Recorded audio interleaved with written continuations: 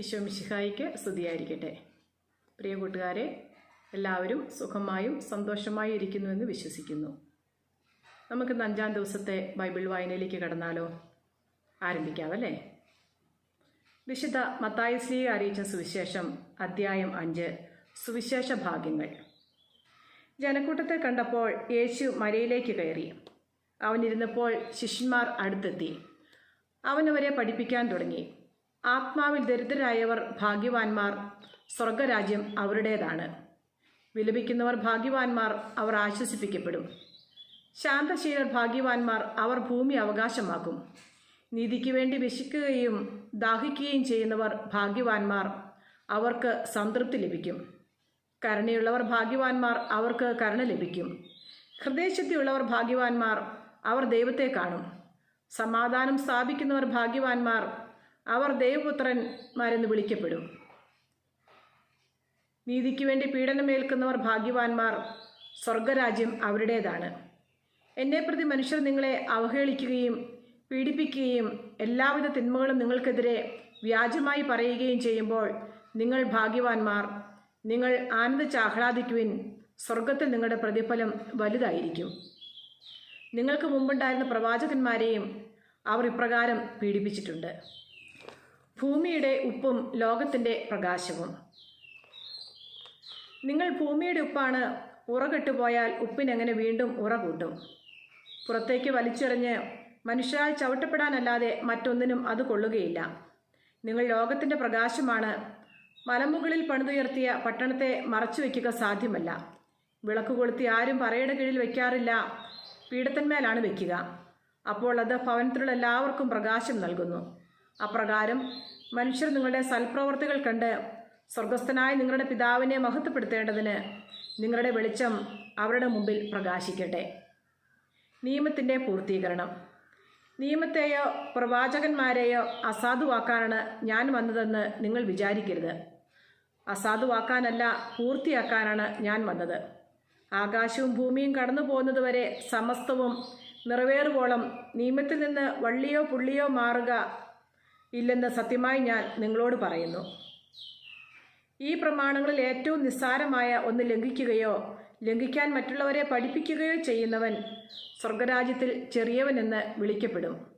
എന്നാൽ അതനുസരിക്കുകയും പഠിപ്പിക്കുകയും ചെയ്യുന്നവൻ സ്വർഗരാജ്യത്തിൽ വലിയവനെന്ന് വിളിക്കപ്പെടും. നിങ്ങളുടെ നീതി നിയമജ്ഞരുടെയും ഫരിസേയരുടെയും നീതിയെ അതിശയിക്കുന്നില്ലെങ്കിൽ നിങ്ങൾ സ്വർഗരാജ്യത്തിൽ പ്രവേശിക്കില്ലെന്ന് ഞാൻ നിങ്ങളോട് പറയുന്നു. സഹോദരനുമായി രമ്യതപ്പെടുക. കൊല്ലരുത്. കൊല്ലുന്നവൻ ന്യായവിധിക്ക് അർഹനാകുമെന്ന് പൂർവികരോട് പറയപ്പെട്ടതായി നിങ്ങൾ കേട്ടിട്ടുണ്ടല്ലോ.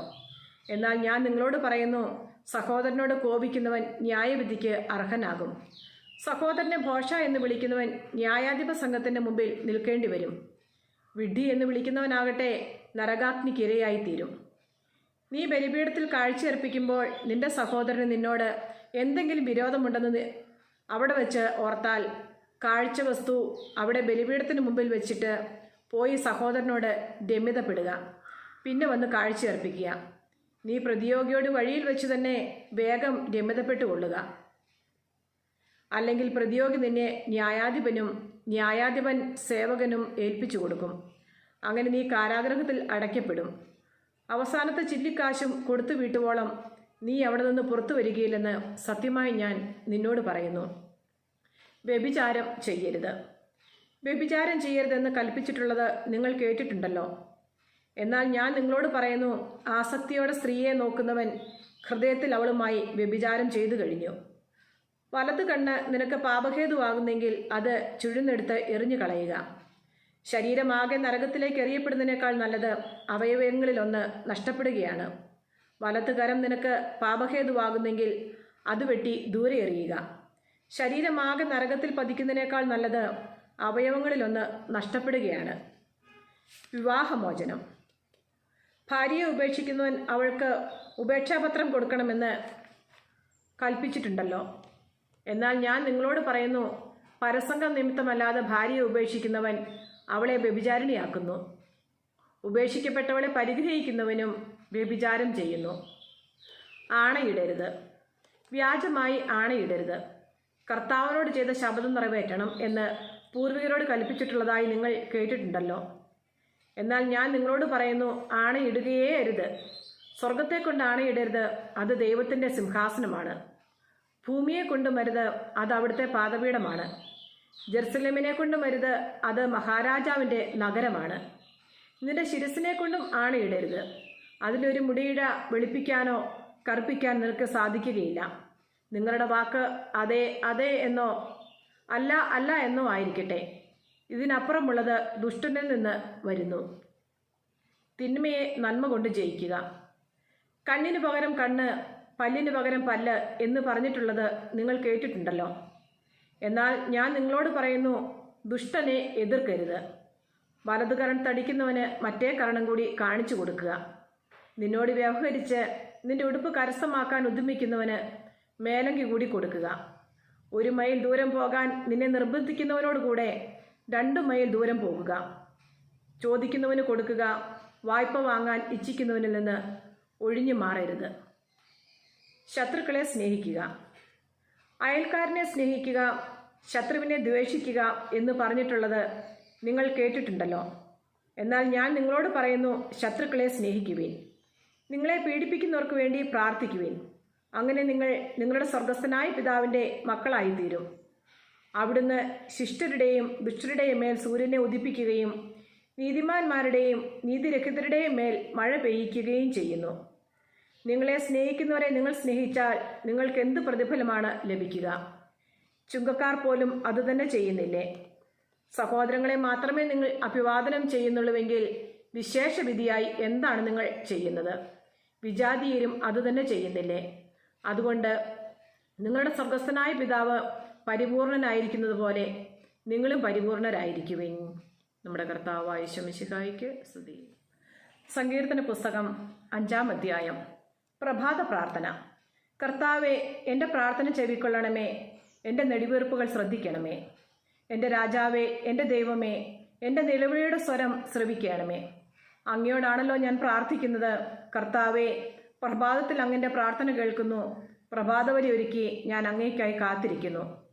അങ്ങ് ദുഷ്ടതയിൽ പ്രസാദിക്കുന്ന ദൈവമല്ല. തിന്മ അങ്ങയോടത്ത് വസിക്കുകയില്ല. അഹങ്കാരികൾ അങ്ങയുടെ കൺമുമ്പിൽ നിൽക്കുകയില്ല. അധർമ്മികളെ അങ്ങ് വെറുക്കുന്നു. വ്യാജം പറയുന്നവരെ അങ്ങ് നശിപ്പിക്കുന്നു. രക്തദാഹികളെയും വഞ്ചകരെയും കർത്താവ് വെറുക്കുന്നു. എന്നാൽ അവിടുത്തെ കാരുണ്യാതിരേകത്താൽ ഞാൻ അങ്ങയുടെ ആലയത്തിൽ പ്രവേശിക്കും. ഭക്തിപൂർവ്വം ഞാൻ അങ്ങയുടെ വിശുദ്ധ മന്ദിരത്തിന് നേരെ പ്രണമിക്കും.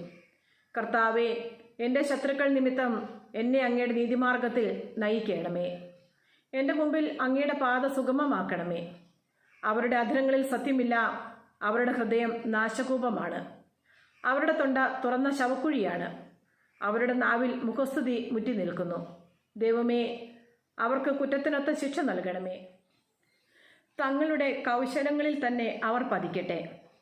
അവരുടെ അതിക്രമങ്ങളുടെ ആധിക്യത്താൽ അവരെ തള്ളിക്കളയണമേ. അവർ അങ്ങേ ധിക്കരിച്ചിരിക്കുന്നു. അങ്ങിൽ ശരണം പ്രാപിക്കുന്നവർ സന്തോഷിക്കട്ടെ. അവർ എന്നും ആനന്ദഭരിതരായി സംഗീതം ആലപിക്കട്ടെ. അങ്ങയുടെ നാമത്തെ സ്നേഹിക്കുന്നവരെ സംരക്ഷിക്കണമേ. അവർ അങ്ങയിൽ ആനന്ദിക്കട്ടെ. കർത്താവെ, നീതിമാന്മാരെ അവിടുന്ന് അനുഗ്രഹിക്കുന്നു. പരിച കണ്ടെന്ന പോലെ കാരുണ്യം കൊണ്ട് അവിടുന്ന് അവരെ മറയ്ക്കുന്നു. ആമേൻ.